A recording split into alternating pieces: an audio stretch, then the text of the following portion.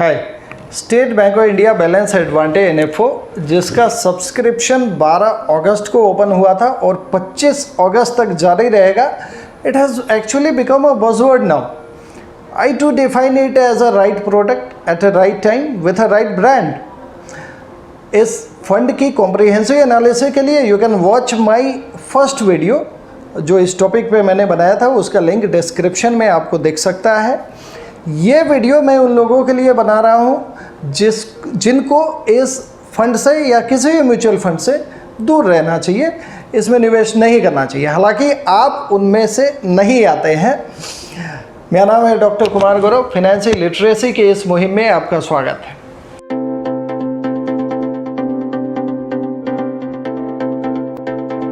देखिए, समाज का एक वर्ग है, अगर उसको ऐसा लगता है कि आने वाले वक्त में सब लोग वैराग्य को पाने वाले हैं, वैरागी होने वाले हैं, मोह माया और इच्छाओं से दूर होने वाले हैं, क्योंकि जब इच्छाएं नहीं रहेंगी, जब वांट नहीं रहेगा, डिज़ायर नहीं रहेगा, तो इकोनॉमी में डिमांड ख़त्म हो जाएगी।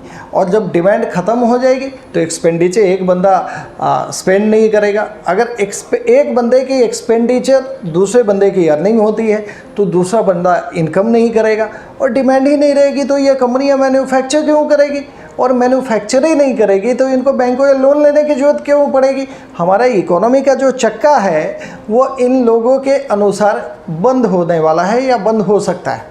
मोदी साहब तो कहते हैं $5 ट्रिलियन की इकोनॉमी बनाएंगे।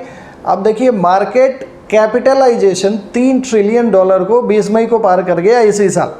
2030 आने तक $8 ट्रिलियन का मार्केट कैपिटलाइजेशन क्रॉस हो जाएगा, ऐसा हमारे रिसर्च कंपनी शोध बताती हैं। मगर हमारे इन मित्रों को ऐसा लगता है कि चूँकि लोग वैरागी हो जाएंगे और इकोनॉमी की जो GDP है, जिसकी परिभाषा होती है value of services and goods produced in an economy in a particular financial year, इस पे बहुत बड़ा सदमा लगने वाला है, ये इम्पैक्ट होने वाला है। तो आपको इससे दूर रहना चाहिए। और अगर आपको ऐसा नहीं लगता, आपको लगता है कि आने वाले वक्त में लोग और ज़्यादा खर्चा करेंगे, मटेरियलिज्म आ रहा है, कंज्यूमरिज्म आ रहा है, लोगों की स्पेंडिंग हैबिट बढ़ रही है, बाज़ार में लिक्विडिटी बढ़ रहा है, इन्फ्लेशन बढ़ेगा, GDP बढ़ेगा, तो आप अलग विचारधारा के व्यक्ति हैं, आप इसमें लगाना सोच सकते हैं। एक दूसरी स्टाइल और इन्वेस्टिंग की चर्चा करते हैं। आज तक हमने growth style, value style, Contra style, ये इन स्ट्रैटेजीज और इन्वेस्टिंग के बारे में तो हमने काफ़ी चर्चा की।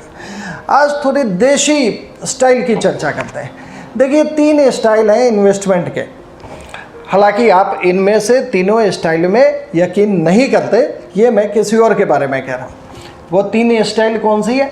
एक होती है राम भरोसे, एक होती है यार भरोसे, और तीसरी होती है सरकार भरोसे।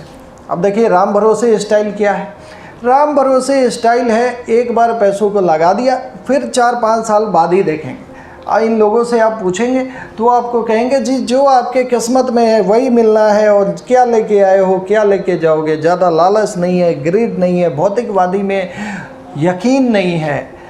तो ये लोग पैसों को लगाने के बाद 4-5 साल बाद ही देखते हैं, जब पैसों की ज़रूरत पड़ती है या बाज़ार में अफरा तफरी का माहौल होता है, तभी ये अपने पोर्टफोलियो को देखते हैं, रिव्यू करते हैं। इस बीच में ये सब राम भरोसे छोड़ के बैठे रहते हैं। तो इनको, इन राम भरोसे स्टाइल में इन्वेस्टमेंट करने वालों को इस फंड में पैसे नहीं लगाने चाहिए। एक दूसरा है यार भरोसे। यार भरोसे का मतलब क्या है? जब भी हमें निवेश करना होता है तो हम एक फ़ोन कॉल करते हैं। वो फ़ोन कॉल हम किसे करते हैं? अपने उस दोस्त को, अपने उस मित्र को, या हमारे पिताजी के मित्र को जो सालों से निवेश करते आए हैं।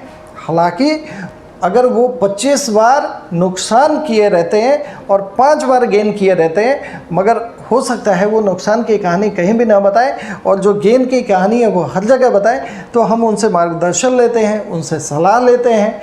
अब कुछ लोग तो फंडामेंटल की जानकारी रखते हैं, वो दिन रात रिसर्च करते हैं, CNBC देखते हैं, इकोनॉमिक टाइम्स देखते हैं, गूगल यूनिवर्सिटी पे सारा विश्लेषण देखते हैं, इसके बाद निवेश करते हैं। अब देखिए ना, फंडामेंटल रिसर्च जो पहले के कॉन्सेप्शन, पहले ये कहा जाता था कि वैल्यू स्टॉक में निवेश किया जाए। ये कोरोना पीरियड में और पिछले 3-4 सालों में जो हमारे मार्केट की गति रही है और दिशा रही है, उसने पुराने पैराडिम को पूरा बदल के रख दिया। अब growth, the large companies are getting larger and larger. तो ये वैल्यू स्टॉक की बजाय ग्रोथ स्टॉक पे कहानी आ गई। मगर हम तो निवेश तभी करेंगे जब हमारा यार हमें मार्गदर्शन दे। हमारा यार इंजीनियर है, उसने कभी फिनेंस का एफ भी नहीं पढ़ा है, मगर हम उससे सिर्फ इसलिए सलाह लेंगे क्योंकि वो सालों से निवेश कर रहा है। वो सालों से निवेश किस पैटर्न पे कर रहा है ये हमें नहीं पता। हमें तो बस 4 अपने यारों से सलाह लेना है। तो ये यार भरोसे स्टाइल है। तीसरा सरकार भरोसे स्टाइल ऑफ इन्वेस्टमेंट है। ये कहता है कि आने वाले वक्त में सरकार कोई नई नीति लाएगी जो इंटरेस्ट रेट साइकिल जो अभी सिंगल डिजिट हो गया, ड्रॉप डाउन हो गया, ये फिर से डबल डिजिट हो जाएगी। तो अगर आपको ऐसा लगता है आप सरकार भरोसे स्टाइल ऑफ इन्वेस्टमेंट में चलना चाहते हैं, निवेश करना चाहते हैं, तो आपको म्यूचुअल फंड्स में निवेश नहीं करना चाहिए। तो ये 2 कैटेगरी होगी। और तीसरी कैटेगरी हमारी ये है, कुछ लोग ऐसे हैं जिनसे आधा घंटा बात करके आपको ऐसा लगेगा कि आने वाले वक्त में यमलोक का साया पड़ने वाला है। कि हमारे जितने बड़े बड़े उद्योगपति हैं, टाटा, बिरला, कोटक, अंबानी, ये सारे रोड पे ऐसे घूमने वाले हैं। आप समझ रहे हैं ना मैं क्या कह रहा हूँ। इकोनॉमी में ताला लगने वाला है, डिजास्टर होने वाला है, इकोनॉमी में लॉकडाउन लगने वाला है। अब देखो कितने लोग, आज मार्केट में करेक्शन शुरू हो जाए, जो हो सकता है, मार्केट कैन बी वोलेटाइल। एक तरफा रैली आई है पिछले 1 साल से, और मार्केट कभी भी एक तरफा नहीं रहता है। इसमें पॉजिटिव्स भी होते हैं तो नेगेटिव्स भी होते हैं। आज अगर मार्केट में करेक्शन शुरू हो जाए तो ऐसे लोग आपसे कहेंगे देखो मैं तो कह रहा था मार्केट टूटेगी, और मार्केट टूटनी शुरू हो गई। मगर आप ये देखेंगे कि ये लोग पिछले साल जून से ही ऐसा कहना शुरू कर दिए थे। जब मार्केट नीचे आ रही थी तो ये कह रहे थे कि अगले 3 साल मार्केट का डार्क एज आने वाला है। सब कुछ पिछले, अब हमारा देश 3 साल पहले आ गया है। अगर आप इस वर्ग के लोग हैं जिन्हें ऐसा लगता है कि ये इकोनॉमी में लॉकडाउन होने वाला है, ये इकोनॉमी में सब कुछ डार्क फेज है, और ये 6 महीने 1 साल की बात नहीं, अगर आपको लगता है आने वाले 10 सालों में भी इकोनॉमी 10 साल पीछे जाने वाला है, आगे जाने वाला नहीं है, तो आपको भी इस फंड से दूर रहना चाहिए, म्यूचुअल फंड से दूर रहना चाहिए। जो फिक्स डिपॉजिट प्रोडक्ट्स हैं जो 5 से 6% का रिटर्न देती हैं, अगर आप 30% टैक्स स्लैब में हैं तो 30% टैक्स काट के आपको 3% का रिटर्न मिलता है। इन्फ्लेशन को अगर इसमें डिस्काउंट किया जाए तो आप पैसों को इरोड करते हैं। तो ऐसे स्कीम में ही आपको पैसों को लगाना चाहिए, नई चीज़ों को बिल्कुल समझना नहीं चाहिए। कुछ लोग ऐसे होते हैं जो एक बीमारी है बाज़ार में, एनालिसिस पैरालिसिस, इनके शिकार होते हैं। अब ये एनालिसिस पैरालिसिस क्या होती है? अब कोई भी नई चीज़ अगर आती है तो वो सबसे पहले एनालाइज करते हैं, और आजकल गूगल यूनिवर्सिटी का बड़ा योगदान है। हम कुछ भी करते हैं पहले गूगल पे डालते हैं। अब देखिए म्यूचुअल फंड की दुनिया में एक काफ़ी फंडामेंटल बात है, आपको बिल्कुल समझ आएगी। अगर मुझे म्यूचुअल फंड में निवेश करना है तो मैं गूगल पे क्या टाइप करूँगा? मैं ये टाइप करूँगा what are the top performing mutual funds. अब जैसे ही top performing mutual funds type करता हूँ मैं, तो पिछले साल के जो सबसे गिनती में टॉप 1 रैंक, 2nd रैंक और 3rd रैंक आ जाते हैं। एनालिसिस सही होती है, फैक्ट सही होते हैं, उनमें कुछ गड़बड़ी नहीं होती। तो हम क्या करते हैं, अब टॉप 2, 3 में क्यों करना है जी, हम टॉप 1 में ही कर देते हैं, नंबर 1 फंड में निवेश कर देते हैं पैसों का, ये सोचते हुए कि उसने पिछले 3 साल में नंबर 1 रहा है तो अगले 3 साल भी नंबर 1 रहेगा, अगले 10 साल भी उसका साम्राज्य रहेगा। मगर ऐसा होता नहीं है। कई बार ऐसा हो सकता है कि वो फंड टॉप परफॉर्मिंग से बॉटम परफॉर्मिंग या मिडिल परफॉर्मिंग कैटेगरी में आ जाए। ऐसा क्यों होता है, कभी सोचा है आपने? अब देखो मैं एक फंड मैनेजर हूँ, मेरे पास एक, मान लीजिए अमूमन 1000 करोड़ का फंड है, मैंने बड़े अच्छे से उसको मैनेज किया है, उसको टॉप परफॉर्मिंग कैटेगरी में लाया हूँ। टॉप परफॉर्मिंग कैटेगरी में आने के बाद जब गूगल यूनिवर्सिटी के योगदान से मेरा 1000 करोड़ का फंड 10,000 करोड़ का फंड बन जाता है या उससे भी बड़ा बन जाता है, तो एक साइज़ में तो मैं मैनेज कर पा रहा था। मगर वो साइज़ जब बहुत ज़्यादा हो जाता है तो 2 बुनियादी बातें होती है। नंबर 1 मेरी खुद की लिमिटेशन कैपेसिटी, एक्सपर्टीज़, उतने बड़े साइज़ को हैंडल कर पाने में सेम इफ़िशियंसी मेरी रह पाती है या नहीं, वो एक सवाल है। दूसरा सवाल ये है कि मैं फंड मैनेजर पैसों को कैश में रख नहीं सकता, उसे मार्केट में पैसे डिप्लॉय करने होते हैं, और जब साइज़ ऑफ फंड बहुत बड़ा है तो अच्छे स्टॉक के साथ साथ बुरे स्टॉक के सिलेक्शन की भी संभावना बन जाती है। तो गूगल यूनिवर्सिटी से आप एक रेफ्रिजरेटर का, एक टीवी का, एक गाड़ी का रिव्यू तो पढ़ सकते हैं, क्योंकि जो अप्रैल में टीवी बिका होगा, जो अप्रैल में रेफ्रिजरेटर बिका होगा, जो गाड़ियां मार्च में बनी होगी, उन गाड़ियों की क्वालिटी वही होगी जो 4 महीना पहले बन रही है। मगर जिन लोगों ने निवेश अप्रैल में किया होगा और जिन लोगों ने इस समय निवेश कर रहे हैं, उन लोगों के रिटर्न में, सोच में, मार्केट के परिदृश्य में भयंकर अंतर हो सकता है।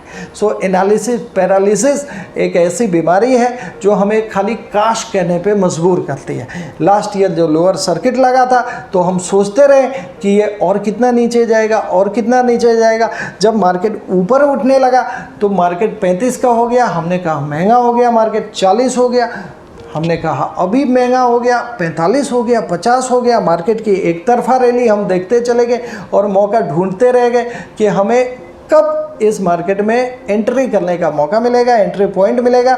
और हमने सारी अपॉर्चुनिटी को या तो गंवा दी, या अपॉर्चुनिटी अगर ले भी लिया तो एक छोटे से अमाउंट से किया, आपने 0.5% या 1% इक्विटी निवेश के अमाउंट से किया, जिसमें हम साइज नहीं कर पाए।